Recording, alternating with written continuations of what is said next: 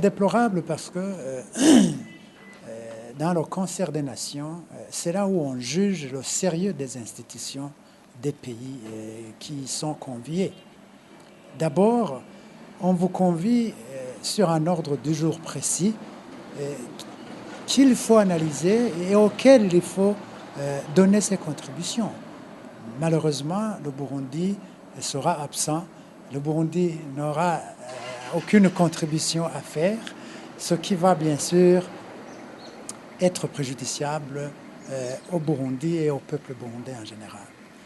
Deuxième aspect, c'est que même si les points qui étaient à l'ordre du jour n'avaient rien à voir avec le Burundi, c'est nécessaire, comme je le disais, que tous les États participent à la construction de notre continent, participent à la solution aux différentes crises qui secouent les pays africains.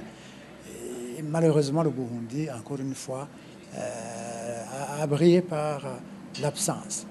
Plus grave, c'est que non seulement le Burundi devait participer à la construction de l'Afrique, devait participer à la solution aux problèmes qui hantent l'Afrique, mais aussi et surtout, le Burundi est intéressé par ce sommet parce qu'il y a des questions qui vont être analysées spécifiques au Burundi.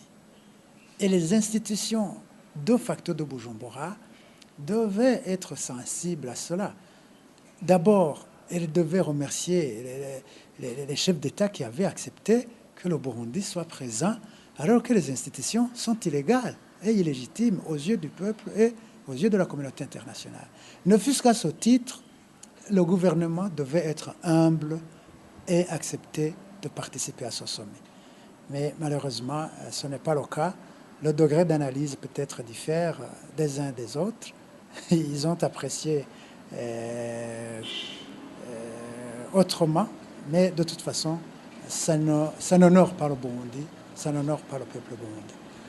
Encore une fois, c'est un mauvais calcul parce que ces institutions de facto se disent que si jamais les questions qui intéressent le Burundi sont analysées en l'absence du Burundi, ils risquent de se tromper en disant qu'il n'y a aucune résolution qui peut sortir de ce sommet. Ils oublient que même en matière d'envoi des troupes, il y a un article de la Convention portant création de l'Union africaine qui donne la latitude à ce sommet de prendre la décision même à l'absence du Burundi. C'est l'article 4 de la charte, je crois. Donc vous comprenez que ce soit sous cet aspect, que ce soit sous l'aspect du rapport que va présenter le médiateur, le facilitateur Mkapa, je pense que les chefs d'État, s'ils ont la volonté, ne vont pas s'empêcher de prendre une résolution quelconque sous le prétexte fallacieux de l'absence des institutions de facto de Bujumbura.